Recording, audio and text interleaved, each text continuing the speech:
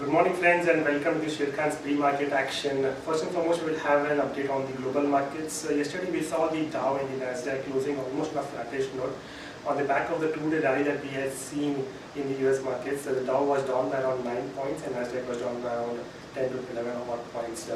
We have seen that the tensions as far as the Ukraine and the Iraq is concerned still prevail, and the geopolitical situation still is not giving much clarity as far as the global markets are concerned, and we have seen that as an overhang on those markets, and because of this we have seen some profit booking yesterday happening in the US markets. However, the Asian markets currently are trading on a positive note. The Japanese data was out and the Japanese economy shrank to a tune of around 6.7% as expectations of around 7%, and we have seen this happening which was the worst as far as since 2011 was concerned, and we have seen the sales tax increasing in the Japanese by the Japanese government to set off the debt, and that is the reason we have seen the economy shrinking.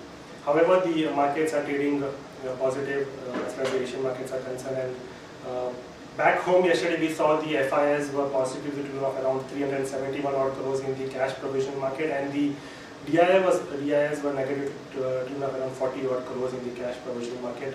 Post market, some of the numbers came out, and as far as the CPI is concerned, it was above the estimate and the IIP numbers were below the estimates, and that's the reason why we might see a gap down opening. The Singapore Nifty is down by around 20 odd points in the opening, and we might see the markets closing on a negative note today. However, going ahead, let's have a view on the overall markets based on the derivative analysis. Good morning friends, let's have a view on derivatives. Extended their previous day's journey, markets started the session on a higher note by approximately 40 to 45 points higher. And initial number of trades, we have seen that markets continue to trade in a narrow range.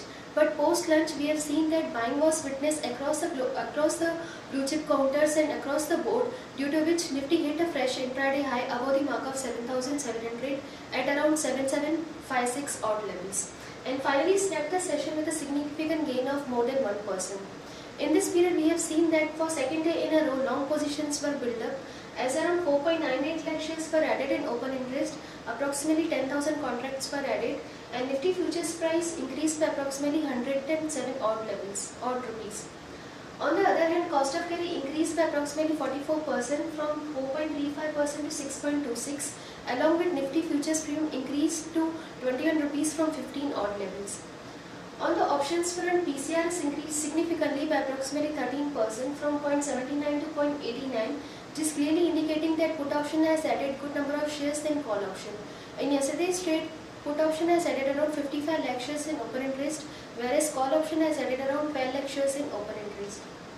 India VIX down by 4% from 14 to 13.47 odd levels. In options activity, we have observed one thing: 7,700 call option has reduced its shares in open interest, and that activity shifted to 7,800. As yesterday we have seen that approximately 3% shares were added in 7,800 call option. And since the start of the series, we have observed one thing: earlier 7,300 put option was standing with highest number of shares in open interest. That activity was shifted to 7,500, and yesterday it has crossed 7,600. Now 7,600 put option stands with highest number of shares in open interest. We can see approximately 40% shares were added in open interest, and 7,500 has reduced its shares in open interest in yesterday's trade. There are two securities in ban period today. One is Indiabulls Real Estate and second is IRB. Yesterday, FIs were net buyers of 3,000 crores in index and future and option segment.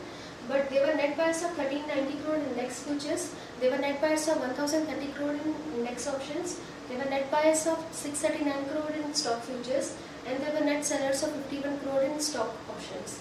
Our 5-day CPM stands at 7660, low range for the market would be 7600, this might act as a strong support going forward, and higher range would be 7800. Singapore Nifty is down by 22 points, which is at 7730, so we may see a marginal flattish to negative start in Nifty futures today. That's it from derivatives. Thank you.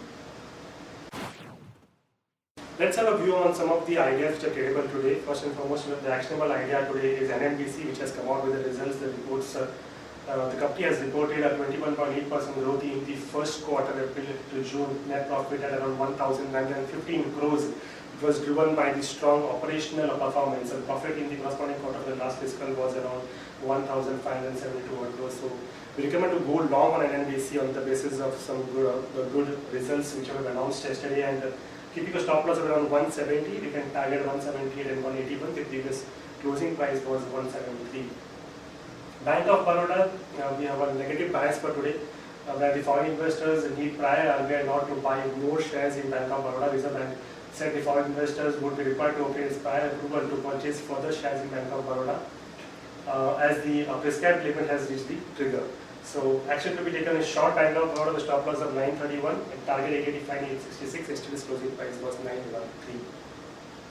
BEL also has reported poor numbers, and because the earnings have declined by 58% year-on-year in the quarter 1 FY 2015. And because of this, we recommend to go short on the stop loss of 228 and target of 270 and 212. Stocks on watch list for today. First and foremost, the stock with positive bias: SR Oil, BPCL, Aditya Birla Novo, Dr. Reddy's, and Sesa Sterlite. And stock with negative bias for today: Colgate, Tata Power, and Bank of India. Results to watch out. Today ONGC is like to come up with the results that are estimated. Quarter 1 PAT is 58.5 billion rupees. Voltas quarter 1 estimate PAT is 785 million rupees. Siemens quarter 3 estimate PAT is 875 million rupees. National Aluminium Company quarter 1 PAT estimate is 1.78 billion rupees.